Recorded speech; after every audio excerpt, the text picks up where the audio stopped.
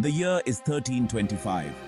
It's a time when the world is vast and full of mystery, a time when journeys are rare and dangerous. A young man stands on the edge of an incredible adventure, one that will take him far beyond the borders of his homeland.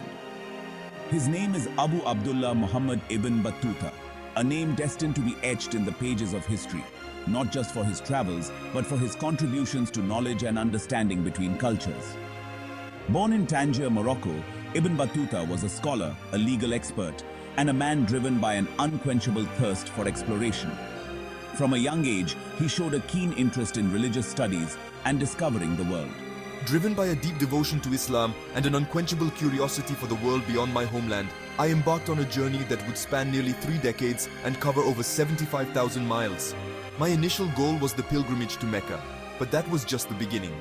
From the sun-drenched shores of North Africa, where the waves of the Mediterranean Sea lap the coastline, to the bustling marketplaces of India, where spices and silks create a kaleidoscope of colors and scents, across the icy plains of Central Asia, where howling winds sculpt stark landscapes, to the vibrant cities of China, where ancient traditions mingle with a bustling urban life, Ibn Battuta journeyed across vast distances, navigating treacherous terrains and turbulent seas. Each leg of his journey was a new chapter in the grand book of his adventures. My travels were not mere sightseeing excursions, but immersive experiences that plunged me into the heart of diverse cultures, languages, and belief systems. I learned from the wise men of India, the poets of Persia, and the philosophers of China. Ibn Battuta's journey was a testament to human endurance and the power of curiosity. He braved scorching deserts, rugged mountains, and raging oceans, always guided by his desire to discover and understand. His story is a tapestry woven with threads of adventure, faith, and an unquenchable desire to connect with the wider world. Each encounter, each cultural exchange enriched his mind and soul. It's a story that continues to inspire generations of travelers and dreamers, reminding us that the world is a book, and those who do not travel read only one page. Ibn Battuta teaches us that the pursuit of knowledge and experience is a never-ending journey, an adventure that transcends borders and time. Ibn Battuta's epic journey began with the Hajj, the pilgrimage to Mecca, a sacred obligation for every able-bodied Muslim. This journey was not just an act of faith, but also a quest for knowledge and discovery. Leaving Tangier at the age of 21, Ibn Battuta headed east, following the ancient caravan routes that snaked across North Africa. These routes had been traveled for centuries by merchants, pilgrims, and adventurers. I crossed the formidable Sahara Desert, a vast ocean of sand and sky where scorching days gave way to frigid nights. Each step in this desert was a test of resilience and determination. Along his arduous journey, Ibn Battuta encountered fellow travelers, merchants, and scholars, their paths converging towards Mecca. These encounters enriched his journey, providing him with new perspectives and knowledge. He would stop at bustling oases, vibrant hubs of trade and cultural exchange, where stories were traded as readily as goods. Each oasis was a breath of fresh air, a respite from the vastness of the desert. I was awestruck by the architectural marvels of Cairo, its imposing mosques and its bustling markets, testaments to the city's wealth and influence. Cairo was a crossroads of cultures, a place where East met West. After more than a year of travel, Ibn Battuta finally reached Mecca, the spiritual heart of Islam. The holy city, with its minarets and bustling streets, was a sight to behold. The sight of the Kaaba, Islam's holiest shrine, filled him with a profound sense of awe and accomplishment. This was the culmination of his pilgrimage, a moment of deep spirituality. I performed the rituals of Hajj with unwavering devotion, immersing myself in the collective spirit of millions of pilgrims who had converged upon this holy city. Each prayer, each ritual was an expression of shared faith. The completion of Hajj marked a turning point in Ibn Battuta's life. What was initially intended as a pilgrimage had ignited within him a passion for exploration that would shape the course of his life.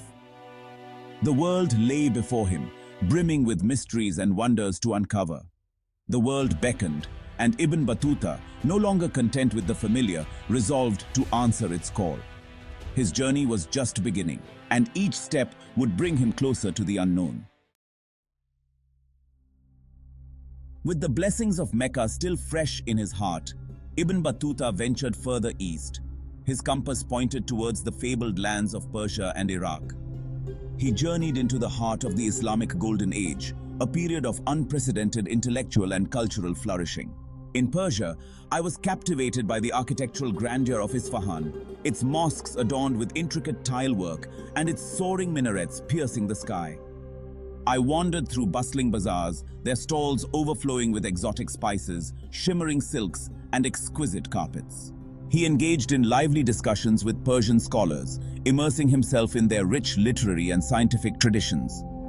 Continuing eastward, Ibn Battuta arrived in Baghdad, once the capital of the mighty Abbasid Caliphate.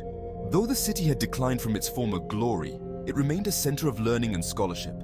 Ibn Battuta spent several months in Baghdad, studying with renowned scholars and exploring its vast libraries, repositories of ancient knowledge. Ibn Battuta's travels through Persia and Iraq stand as a testament to the enduring legacy of the Islamic Golden Age. Despite political fragmentation, the spirit of intellectual curiosity and cultural exchange continued to thrive, leaving an indelible mark on Ibn Battuta's worldview. From the heart of the Islamic world, where markets teemed with activity and the aroma of spices filled the air, Ibn Battuta's thirst for adventure led him south, across unfamiliar lands and captivating cultures, to the Swahili city-states that dotted the East African coast, each with its own stories and riches. Sailing the turquoise waters of the Indian Ocean, he arrived in Kilwa, a prosperous and bustling city, a thriving center of trade where the scent of cloves and cinnamon filled the air, and merchants exchanged precious fabrics and tales of distant lands. I marveled at the ingenuity of the Swahili shipbuilders, their dhows, these vessels that seemed almost alive, these graceful wooden ships with triangular sails, gliding through the water with unmatched elegance, plying the trade routes that crisscrossed the Indian Ocean, connecting worlds and cultures. Ibn Battuta's journey then took him north, across diverse landscapes and unexpected challenges, along the ancient Silk Road, that legendary network of trade routes, a network of trade routes that snaked through the heart of Asia, connecting east and west. He braved the treacherous mountain passes of the Hindu Kush, where every step was a challenge, where snow-capped peaks scraped the sky, creating a breathtaking panorama. I traversed the desolate steppes of Central Asia, endless expanses of earth and sky, where nomadic tribes roamed the vast grasslands, living in harmony with nature, their lives intricately tied to the rhythms of nature, following the seasons and the herds. Along the Silk Road, Ibn Battuta encountered a kaleidoscope of cultures and peoples, each with its own traditions and stories.